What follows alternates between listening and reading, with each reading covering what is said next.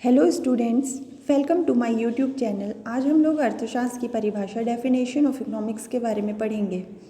वैसे तो अर्थशास्त्र की परिभाषा कई अर्थशास्त्रियों द्वारा दी गई है, जिनमें से सबसे पहले आते हैं प्रोफेसर एडम स्मिथ।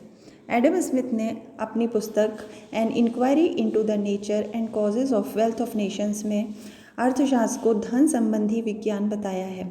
उन्होंने कहा कि अर्थ यानी धन, जिसके अंतर्गत धन का अध्ययन किया जाए, वही अर्थशास्त्र है। उन्होंने अर्थशास्त्र का केंद्र बिंदु धन को माना। वे कहते हैं कि धन मानव से अधिक महत्वपूर्ण है। उन्होंने आर्थिक मनुष्य की कल्पना की, यानी मानव जो भी कार्य करता है वे केवल धन को ध्यान में रखकर ही करता है। वे मनुष्य की भावनाओं जैसे प्रेम, दया, धर्म, परोपकार को कोई स्थान नहीं देते थे। उन्होंने कहा कि मानव धन में वृद्धि करने का प्रयास करता है। प्रत्येक व्यक्ति निजी हित से कार्य करता है। वो निजी हित से प्रेरित होकर कार्य करेगा तो देश का हित अपने आप हो जाएगा। वे कहते थे कि सुखों को प्राप्त करने और समस्याओं का अंत करने का साधन धन है। इस प्रकार प्रोफेसर एडम स्मिथ ने परिभाषा में धन को मुख्य स्थान दिया।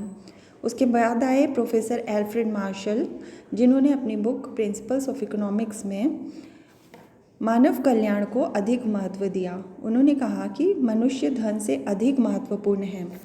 धन व्यक्ति के लिए होता है, व्यक्ति धन के लिए नहीं होता। धन मनुष्य के अध्ययन के अंतर्गत शामिल किया जाना चाहिए। उन्होंने काल्पनिक आर्थिक मनुष्य का अध्ययन नहीं किया, बल्कि सामाजिक और वास्तविक मनुष्य का अध्ययन किया।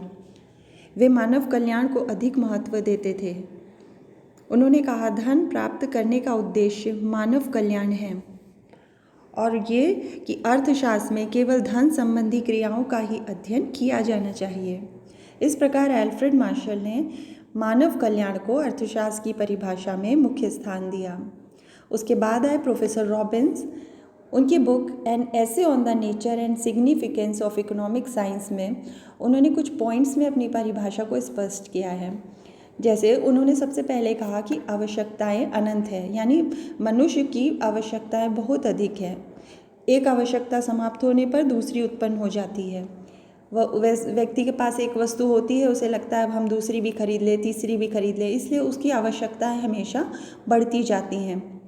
लेकिन उसके साधन सीमित होते हैं। साधन यानी आय, और सीमित मतलब कम। उसके पास आय कम होती है, सीमित साधन होते हैं, वो अपनी हर एक आवश्यकता की पूर्ति नहीं कर सकता। आवश्यकताओं में भिन्नता होती है। कोई आवश्यकता अधिक तीव्र होती है, कोई कम। जैसे किसी को दवाई खरीदनी है तो वो आज ही खरीदेगा, वो बहुत आवश्यक है। किसी को टीवी फ्रिज खरीदना है तो वो उसको स्थगित कर सकता है, किसी कभी और खरीद लेगा। इस तरह आवश्यकताओं में भिन्नता होती है और जो आवश्यकता जितनी ज़रूरी होती है उसको वो पहले पूरा करता है। साधनों के वैकल्पिक उपयोग हैं।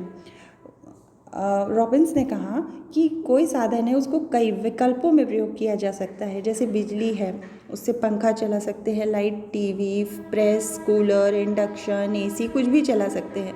लेकिन अगर बिजली महंगी हो जाएगी तो व्यक्ति गैर ज़रूरी चीज़ों में उसका प्रयोग कम करके और केवल ज़रूरी चीज़ों में ही उसका प्रयोग करेगा।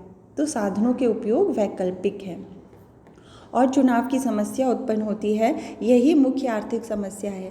चुनाव की समस्या का मतलब है कि मनुष्य के जो साधन कम हैं, आय कम है और आवश्यकताएं बहुत सारी पूरी करनी हैं, तो कौन सी आवश्यकता को पहली पूरी करे और किसके बाद में पूरी करे, वो चुनाव की समस्या होती है और वही अर्थशास्त्र की मुख्य समस्या है। उसके बाद आए professor JK. Mehta. Professor JK. Mehta ने कहा कि अर्थशास्त्र में परिभाषा में मुख्य स्थान उन्होंने इच्छा रहित, आवश्यकता विहीनता की स्थिति को दिया। उन्होंने कहा कि व्यक्ति को इच्छा रहित हो जाना चाहिए, उसे किसी भी चीज़ को खरीदने की इच्छा ही नहीं होनी चाहिए। वे कहते थे कि अधिकतम संतुष्टि प्राप्त करने के लिए मानवीय आवश्यकताओं को कम करना चाहिए।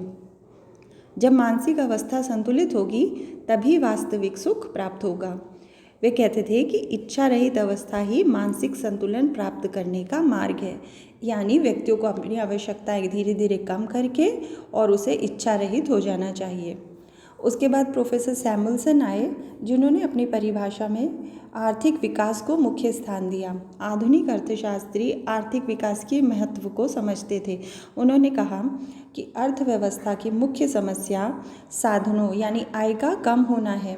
व्यक्ति के सामने चुनाव की समस्या आती है कि किस सीमित साधन से कौन सी आवश्यकताओं को पहले पूरा करे और किसे स्थगित कर दे। इसे ही चुनाव की समस्या कहा है। और वे वर्तमान और भविष्य को दोनों को महत्व देते थे। वे कहते थे कि वर्तमान में व्यक्ति अपनी आय का कुछ हिस्सा उपभोग पर खर्च करे और कुछ भविष्य के लिए बचत के रूप में रख ले, जो शिक्षा, स्वास्थ्य या वैवाहिक उद्देश्य से हो सकती है। वे कहते थे कि व्यक्ति और समाज आर्थिक क्रियाओं में वर्तमान व भविष्य को समान महत्व देता है। तो अपनी साधन यानी अपनी आय को वो वर्तमान को ध्यान में रखकर ही खर्च नहीं करता, बल्कि भविष्य को ध्यान में रखकर भी खर्च करता है। होप आप लोगों को ये टॉपिक समझ आ गया होगा। Thank you.